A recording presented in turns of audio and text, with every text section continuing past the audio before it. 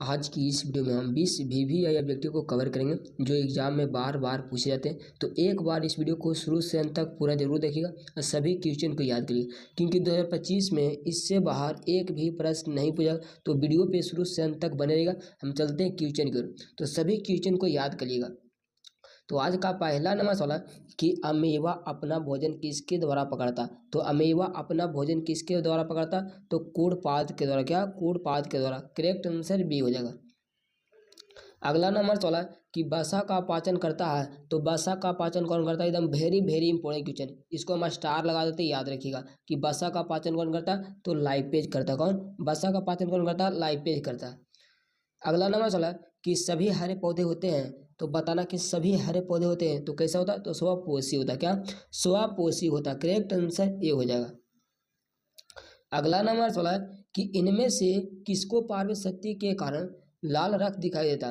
तो बताना कि इनमें से किसको पार्वती शक्ति के कारण रक्त लाल दिखाई देता। तो रक्त लाल किसके कारण दिखाई देता, तो हीमोग्लोबिन के कारण। क्या, हीमोग्लोबिन के कारण। करेक्ट आंसर भी। अगर पूछेगा कि हीमोग्लोबिन की कमी से कौन सा रोग होता, तो हीमोग्लोबिन की कमी से एनीमिया रोग। क्या, एनीमिया रोग होता है, याद रखिएगा। अगला नंबर सवाल कि इनमें से कौन अवशेषी अंग है। तो बताना है कि इनमें से कौन अवशेषी अंग है, तो अपेंडिक्स। क्या, अपेंडिक्स अवशेषी अंग होता है। करेक्ट आंसर सी हो जाएगा। अगला नंबर सवाल कि अस्टोमेटा के खुलने और बंद होने की क्रिया को कौन नियंत्रित करता है। तो अस्टोमेटा के खुलने और बंद होने की क्रिया को कौन नियंत्रित करता है, तो द्वार कोशिकाएं। क्या, द्वार कोशिकाएं नियंत्रित करता है। करेक्ट आंसर ये हो जाएगा। अगला नंबर सवाल है कि इनमें से कौन वसा को वसा अम्ल तथा ग्लिसरॉल में बदलता। तो बताना कि इनमें से कौन वसा अम्ल को वसा अम्ल में ग्लिसरॉल में बदलता है। तो कौन बदलता है, तो लाइपेज। कौन, लाइपेज बदलता है। एकदम वेरी वेरी इंपॉर्टेंट क्वेश्चन, याद रखिएगा। अगला नंबर सवाल कि स्वपोषी पोषण के लिए आवश्यक है। तो बताना कि स्वपोषी पोषण के लिए क्या आवश्यक है, क्लोरोफिल, कार्बन डाइऑक्साइड तथा जल, सूर्य के प्रकाश, या उपरोक्त सभी। क्या, उपरोक्त सभी, याद रखिएगा।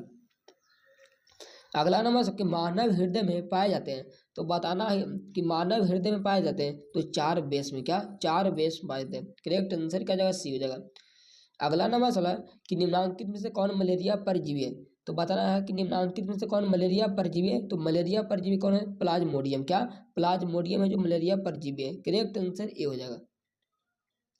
अगला नंबर सवाल कि कवक में पोषण की कौन सी विधि पाई जाती है। तो कवक में पोषण की कौन सी विधि पाई जाती है, तो मृतजीवी। क्या, मृतजीवी पाई जाती है। करेक्ट आंसर ये हो जाएगा। अगला नंबर सवाल कि समान अनुशीतलन रक्तदाब होता है। तो समान अनुशीतलन रक्तदाब कितना होता है, तो 80 mmHg होता है। कितना, 80 mmHg होता है, याद रखिए। करेक्ट आंसर ये हो जाएगा।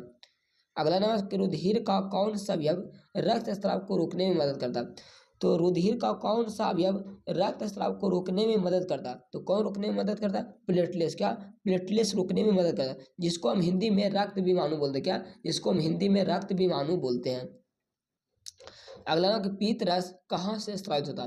तो पीत रस कहाँ से स्रावित होता, तो यकृत से। कहाँ, यकृत से। करेक्ट आंसर बी हो जाएगा। अगला कि ग्लूकोज का विखंडन पायरुवेट में होता है, यह प्रक्रम संपन्न होता है, अथवा पायरुवेट के विखंडन यह कार्बन डाइऑक्साइड जल तथा ऊर्जा देता है और यह क्रिया होती है। तो यह क्रिया किसमें होता है, तो माइटोकॉन्ड्रिया में। क्या, माइटोकॉन्ड्रिया में। अब माइटोकॉन्ड्रिया को हम कोशिका के पावर हाउस कहते हैं। क्या, कोशिका के पावर हाउस कहते हैं, याद रखिएगा।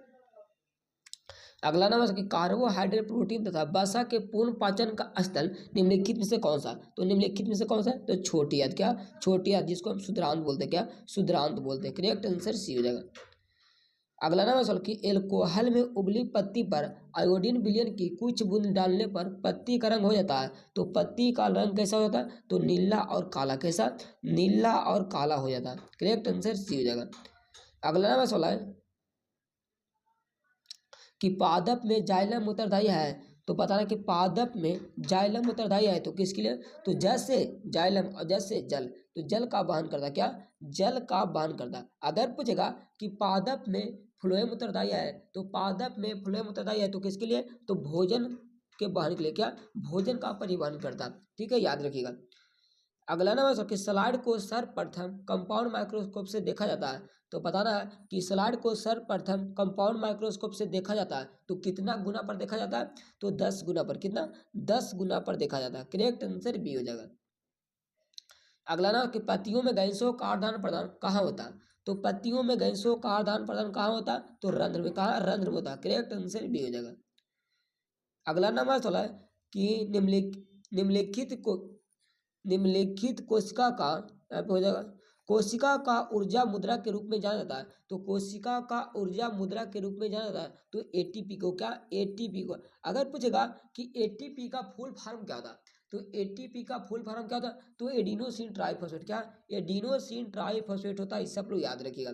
तो आज का वीडियो आप लोग का कैसा लगा आप लोग कमेंट बॉक्स में देगा। इस वीडियो को ज़्यादा से ज़्यादा दोस्तों के पास शेयर कीजिएगा, ठीक है। तो फिर मिलेंगे नेक्स्ट वीडियो में, तब तक आप लोग वीडियो को बनाइएगा, हंसते रहेगा, मुस्कुराते रहेगा। तो आज के लिए इतने ही। जय हिंद, वंदे मातरम।